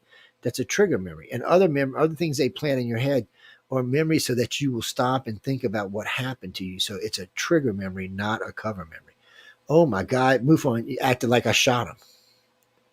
It's so much better of an explanation than what they were using. They got so mad at me for so long. It was just, even friends of mine were mad at me. I'm like, why are you freaking mad at me? It's the truth. It's a trigger memory, not a cover memory. What actually makes more sense here? Because I don't believe that everyday people can see UFOs. I got to be honest with you about that. I think only contactees can see UFOs. That's why the percentage is so small. Well, there's 8 billion people on this planet. 4 billion of them have camera phones in their pocket. And we're getting less pictures now than we did in the 50s and 60s. Come on. There is something seriously wrong with that. Yeah, we are. We get less pictures now than we got in the 50s, 60s, and 70s. You tell me why. And it's so easy to hoax a picture on a phone now, on a computer, especially if you're using digital. It's ridiculous. But our explanation was better. It was a trigger memory. Just like missing time went away, but gain time and other times came in. We learned something that MUFON still has not admitted to today. We found out about 2 decades ago that ET responded to us. And what I mean by that is they realized that we were using missing time and cover memories, as they call them, to find out stuff. So they reacted. They did away with missing time. There was no reason that now they just pull you out of time and hold you there until they're done. And we know that because we get cases sometimes where women and men who were clean shaved come back with 3 weeks of hair on their legs or their face, stuff like that. We got lots of cases like these. And we've got proof of what they looked like before it happened. So they take you out of time now. There's no reason to do that. And we realize that they don't need cover memories. They use looped memories. We found that out by accident. Both these things we found out by accident just by doing research. So a looped memory is, let's say that every morning, we're going to use a pregnant woman, for example. Ladies, don't get mad at me. So you're pregnant. You're like in your 5th month. Every morning there's a hot dog stand on the way to work. You stop every morning and get that hot dog and that chili cheese and onion. That's right. Every morning you feeding that poor baby chili cheese and onions, right? That little baby's growing like it's supposed to. But every morning you see that and you stop and you get it. So it's 2 years later, your kid's born, you're doing whatever. And then that morning you remember stopping and getting that chili cheese dog. Now, let's be honest. Most women, most men for that matter, 8 or 9 o'clock in the morning is not going to stop and get a chili cheese with onions. But pregnant, it's different. When the women get weird cravings when they're pregnant. Trust me, I've been around a lot of them. If you haven't, guys, you will learn this on your own. So this woman calls me up in a panic one night, going on. She said, Joe, something is weird in my life. I'm like, what? She said, I remember this morning stopping on my way to work and getting a chili cheese coney, a chili cheese and onion coney. I said, what's wrong with that? She said, stand's been closed for a year. Uh-oh. So the aliens made a mistake. They used a loop memory. And what loop memories are, so They take that memory of you going to that chili stand and going to work every day. It's uneventful. It's a thing, a routine. You do everything, mopping your floor, sweeping your carpet, driving long distances, whatever it is. Let's say you got an hour drive to work every day. They can loop that memory. So as far as your brain's concerned, nothing happened. It's a looped memory. It just plays back. There's no need for a cover memory. This memory is foolproof. There's no way to break it because there's nothing there but the looped memory. And it just loops over whatever they've got underneath it. And that's what you see. But occasionally they make mistakes. Like the way we found out gain time was, or change time was, a couple in Pensacola, Florida. So this couple were on vacation in Pensacola, Florida. They were staying at a hotel that I stay at a regular basis in Gulf Breeze, Florida. It's a beautiful place on the back bay. So they check into the hotel. They do their business. They're watching TV. You can clearly see at 10 o'clock the car's there, everything else. So about 10:45, they leave, and they stop at the local Circle K. The girls at the Circle K remembered seeing them. We went and interviewed everybody involved in this, by the way. The girls at Circle K clearly remembered them coming in the store about 7 or 8 minutes to 11. It was about shift change, and it was 4 of them there instead of 2. So they all remember seeing the couple left, and where they were going was about 4 or 5 minutes up the street. So they park their car, they walk out to the beach. They have some kind of weird thing, but they really don't remember what happened until we put them on hypnosis. We'll get to that after a while if we got time. But, oh no, we ain't going to have time. But anyway, we'll get through the story though. So they get back in their car, they drive back. So they get back home and they're cleaning the car and they find a ticket, a ticket from a cop in between their seats. And they're like, what the hell? And it said at 10:05 p.m., officers said they were illegally parked and wrote them a ticket. So I get a phone call because they didn't leave their hotel. They were still at their hotel. So I went and I called the hotel up and hopefully they hadn't destroyed the tape, and they hadn't yet because it had only been a couple of days. And when I looked at the tape, the car was clearly parked in the hotel at 10:05. That's where it was. So I'm thinking, well, maybe the cop made a mistake. So I go interview the cop. He said no. When I looked at my dashboard and my wrist, it was 10, right around 10. He said, when I called the dispatcher, she repeated it back to me. She told me what time it was and all of that.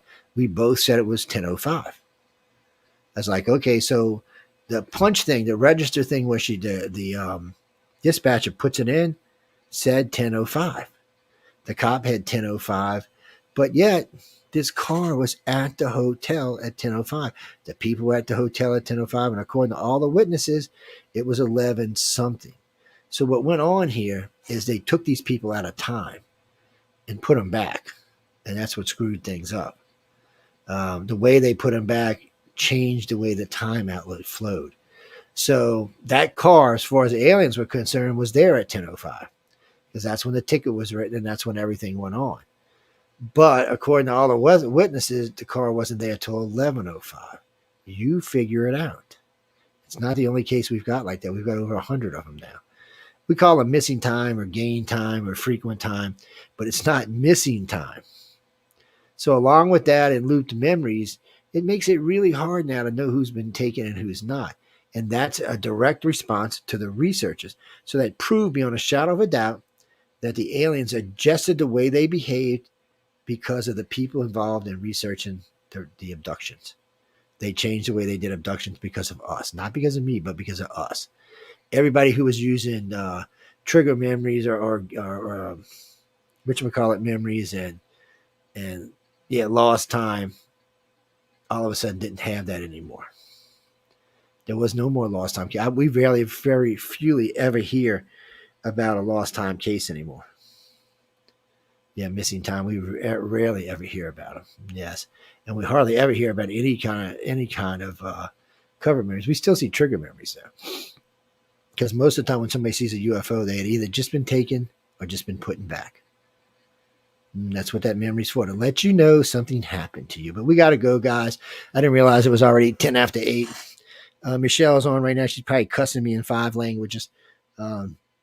So y'all be sure to catch Michelle DeRoche. Matter of fact, I got to flip her over to the main server. She's on right now with her guest. Let me see who her guest is. I don't think it has it in front of me. But y'all go check right now.